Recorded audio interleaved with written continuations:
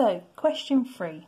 Chlorine is used to reduce the number of microorganisms in water, and when it's added to water it forms a redox reaction, which we can see in that equation. First job we're asked to do is to deduce the state of the chlorine in these two molecules. So, if we look at the first one, the HClO, we've got a hydrogen which is a +1, our oxygen's -2, so the chlorine must be +1 for that to have an overall charge of 0. In the HCl, hydrogen's +1, so the chlorine must be -1. We're then asked to work out the two half equations of oxidation and reduction. So if we remember that oxidation is the loss of electrons, we're going to be looking at the chlorine getting more positive because it's lost those electrons. So that's going to be going from the Cl2 here to the HClO there. So that's our first step. Now we need to balance all the things which aren't hydrogen and oxygen first. So we've got 2 chlorine on this side, so we need to put a 2 here. We then need to balance our oxygen, so we've got 2 oxygen, so we're going to add 2 H2O. We then need to balance our hydrogens, so we've already got 2, but we're going to need 4, so we're going to add another 2 hydrogens on this side. And we've then got to sort out our charges. So overall, this side's got a charge of 0, so we need to add 2 electrons on this side, so this side also has a net charge of 0. So then we're looking at our reduction reaction, and we're going to be going from chlorine to the HCl. So first step, balance the things which aren't hydrogen and oxygen, so we need to put 2 here to get the chlorine balanced. Then we would check to balance the oxygen. There's no oxygen on either side, so we don't need to worry about that. And then we need to balance the hydrogen. So I'm going to add 2 hydrogen ions on this side to balance those out. We then need to sort out our charges. This side's got an overall charge of 0. This currently has +2. So we're going to add our 2 negative electrons on this side to complete that half equation. We also know that this is the reduction, so it's going to be gain electrons, so we're expecting to put a +2e- on that side. We're then asked in part D, or part C, or we're told that chlorine is reacted with cold aqueous sodium hydroxide in the manufacture of bleach. Give an equation for this reaction between chlorine and sodium hydroxide. So we've got our sodium hydroxide, reacting that with chlorine,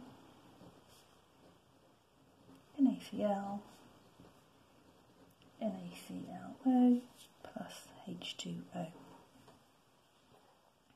Right, next one, we're going back to one of our calculations that we've done right at the start of year 12. Concentration of the ClO- ions in bleach solution can be found by reacting it with iodide ions. And you're going to be doing a lot of these halide reactions over the next month or so. The overall reaction is shown here. A sample of the bleach solution was found to contain ClO- ions with a concentration of 0.0109 moles per decimetre cube. Potassium iodide is added to a 20 centimetre cube portion of a bleach solution. I'm asked to do a number of things. We're asked to calculate the mass in milligrams of potassium iodide needed to react with all the ions in the sample of bleach, and give your answer to appropriate number of significant figures.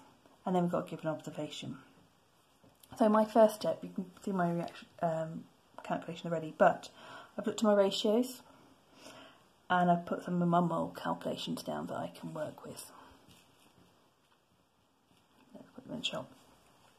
So the first thing, let's see how many moles have reacted. So I've got a 20 centimetre cube sample, I need to convert that to decimetre cube, so I divide by 1000.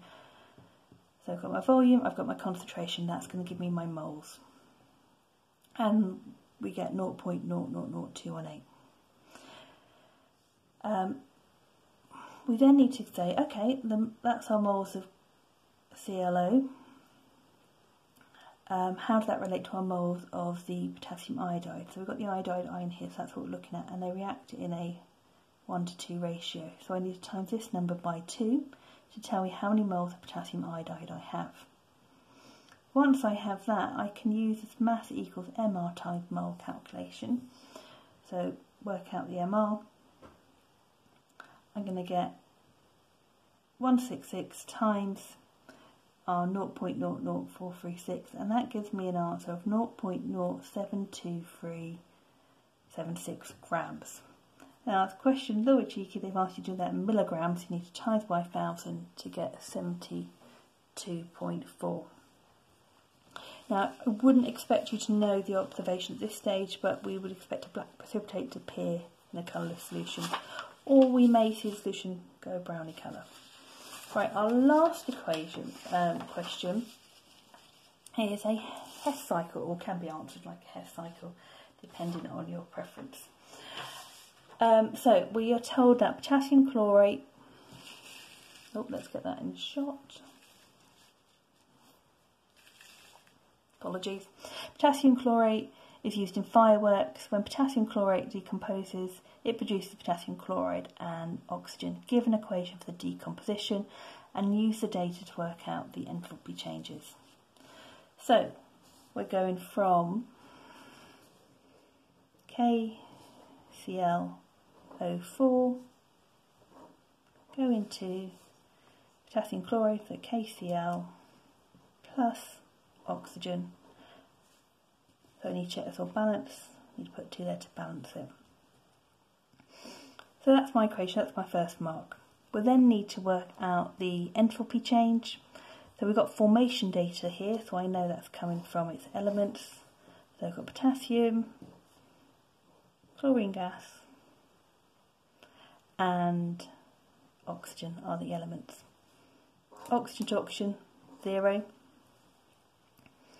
From the elements to KCl, we're told is minus 436, and then to form this one is minus 434.